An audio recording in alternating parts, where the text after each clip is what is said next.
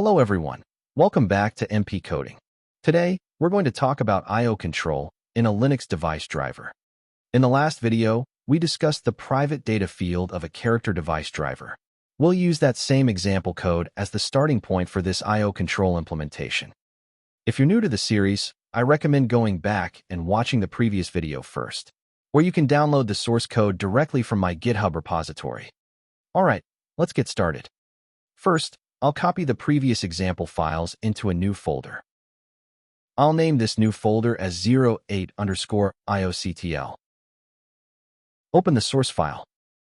In the last example, what we did was allocate memory to the private data field when a file instance is opened, and then free that memory when the file instance is closed.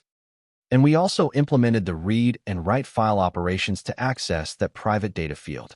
So, today we're going to look at I/O control communication from user space to kernel space.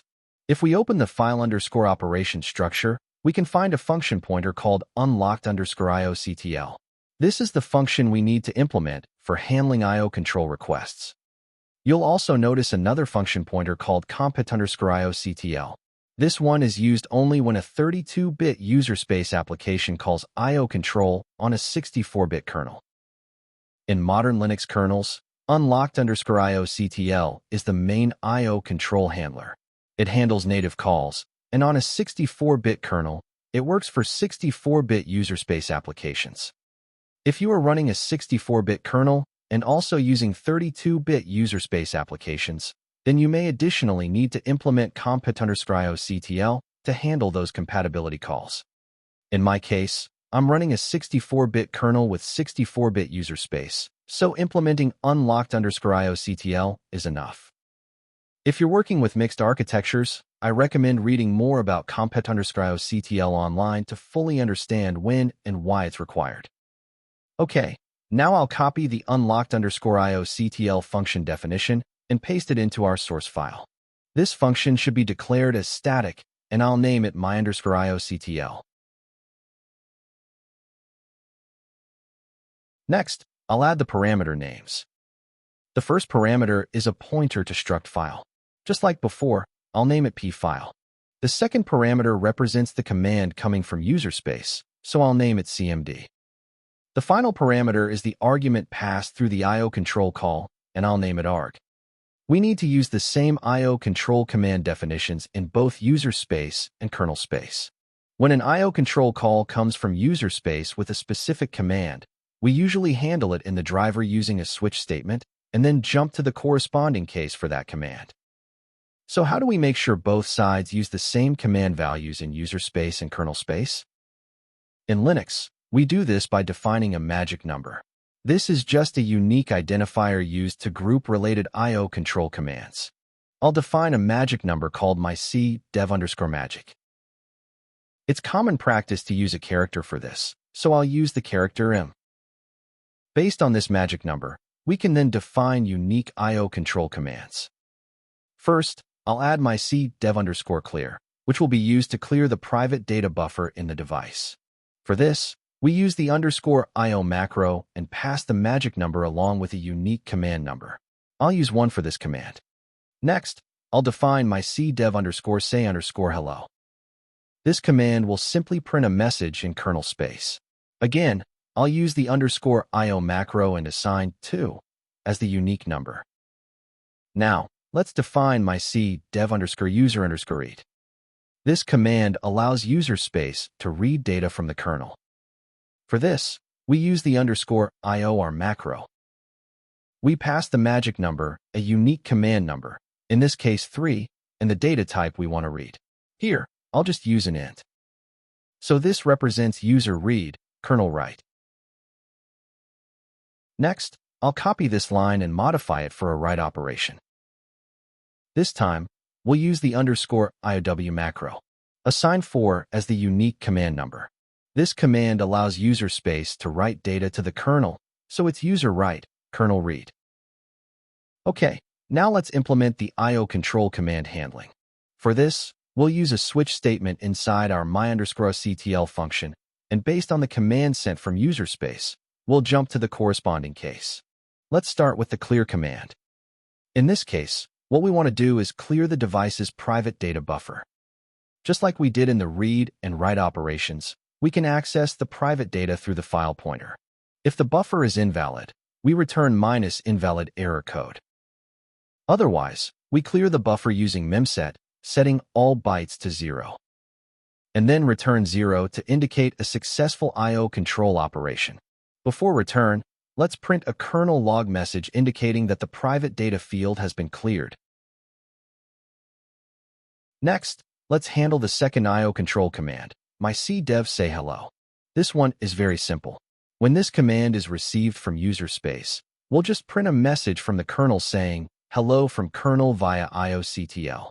After printing the message, we return 0 to indicate that the I/O control operation was successful. Next one is user read. This does user read, kernel write. Since the kernel is writing data to user space, we need to use the copy to user function. So this needs a pointer to user space where the data should be copied, then a pointer to the kernel data, finally the size of the data to copy.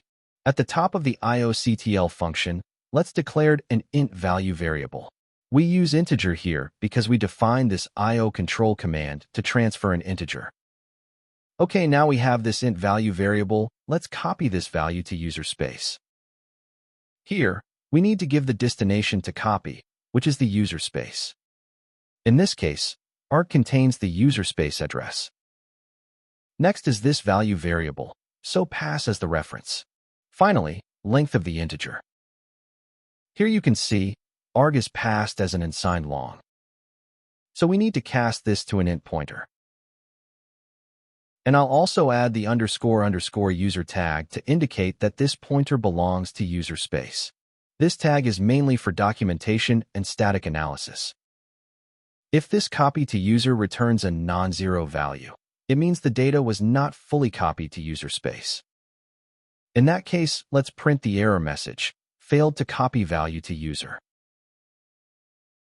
and return -fault error code. Before copying, need to assign a value. Let's give it a hex value coffee. If everything succeeds, we print a confirmation message. Value copied to user. And return 0. Now let's copy this case and paste it one more time and modify it for the user write case. This time, the direction is user write, kernel read, so instead of copy to user, we must use copy from user. Remove this line, now value is updating from the user. The logic is the same, but the parameters need to change. The destination is now the kernel variable. The source is the user space pointer passed through argument. So we simply interchange these parameters. We'll also update the error and success messages to clearly indicate that the value is copied from user space. Finally, we need a default case. If the user sends an unknown or unsupported I/O control command, it will end up here. So we simply print an error message saying unknown IOCTL command and return -invalid error code to indicate an invalid argument. Okay, now we're done with the I/O control implementation. We've added a few example I/O control commands to understand how user space and kernel space communicate using I/O control. The final step is to register our I/O control handler with the device by adding the my_IOCTL function to the file_operation structure. Unlocked IOCTL equal to my IOCTL. Okay, now the kernel module code is complete. Let's save the file. Next, we need to update the user space application to test our I/O control commands. So now, let's open the test1.c file. In the last example, we simply opened the device file, wrote data to the device's private data field, then read the data back from that private data field, and finally closed the file. Now let's update the I/O control commands here in the test program. Before that, I'll copy the magic number and the I/O control command definitions from the kernel module and paste them at the top of this test application. Since both user space and kernel space must use the same I/O control command definitions, this ensures they stay in sync. To use I/O control from user space, we also need to include the sys/ioctl.h header file. Now let's update the code. After writing to the private data, I will call the say hello IO control. We use the IOCTL function here, and the first parameter is the file descriptor FD. And the second parameter is the request command, which in this case is my cdev say hello. If you look at the function definition, you can see that IOCTL returns -1 if the call fails. So, if the return value is less than 0, we print an error message. And jump to the file close section. If the call succeeds, we print a message saying kernel said hello. Okay, next let's add the user read IO control command. This time, we need to pass a memory location to store the data coming from the kernel space. So here, I will declare an int variable, and then pass its reference as the third parameter to the IOCTL call.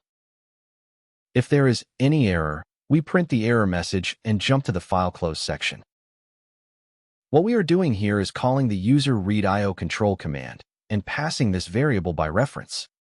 This triggers the IO control handler in the kernel space for the user read command, and the kernel copies the data into the user space memory we provided. If the read succeeds, we print a message showing the value copied from the kernel. Now, copy this whole section and paste it one more time to call the user write IO control command. We just need to update the IO control command and the print messages accordingly. Before calling this IO control, I will update the value variable to a different hexadecimal value. For example, I will set it to boo-boo. Here, we call the user write IO control command, passing the same variable by reference. In this case, the data flow is user write, kernel read. That means the value from user space is copied into kernel space using copy from user. Here, after this private data read section, I will add the IO control clear command. I will copy this say hello IO control command and paste it here. Change this say hello to clear. Change this error message also. And update this message to kernel private buffer cleared. Here clear the local buffer also, using memset.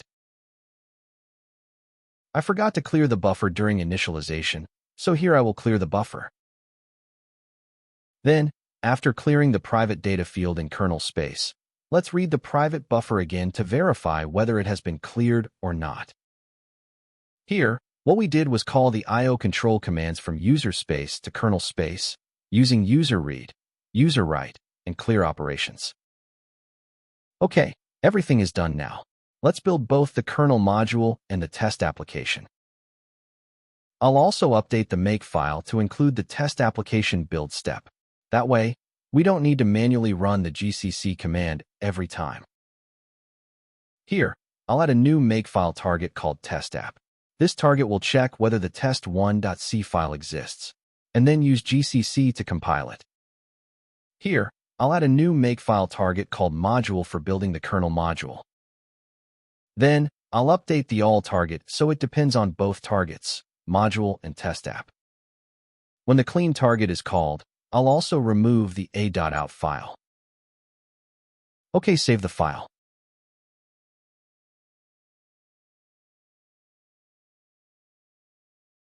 Navigate to Module Directory and build everything now. Type make and hit enter. Okay, there's a small mistake in the make file. This should be a lowercase c, not an uppercase C. Let's build again. This time, there's a bigger mistake. Here, I completely messed up the memset call in test1.c file. This is wrong. Here, we don't pass the file descriptor at all. To clear the buffer, we just need to pass the buffer pointer, the value 0, and the buffer size. I'll fix this and rebuild the module. This time, it built successfully. Before loading the module, let's open the d-message buffer in a new terminal. Okay, now load the module. You can see the module is loaded and the device node has been created in the dev directory. Okay, now let's run the test program. Pass the device node, /dev/-cdev0. Then pass string to write to the device private data field. I will pass hello world and hit enter. You can see that 11 bytes were written to the private data field. Press enter to continue. Here we go. You can see that the I/O control operations worked correctly. This coffee hex value was copied from kernel space to user space. And this boo hex value was copied from user space to kernel space. Also, the clear I/O control operation worked as expected. You can see that 0 bytes were read after the clear I/O control command, which means the private data field was successfully cleared. So today, we discussed how to implement I/O control in a Linux character device driver. We learned how to send control commands from user space to kernel space, how to handle user read and user write I/O control operations, and how to perform control actions like clearing the device's private data field. This gives us a clean and flexible way to control a device beyond simple read and write operations. So, this is it for today's video. In the next video, we'll discuss memory allocation mechanisms in Linux device drivers. If you're following this series, you probably already know some of them. But in the next video, we'll go through these concepts in detail. See you in the next video. Don't forget to like, share, and subscribe.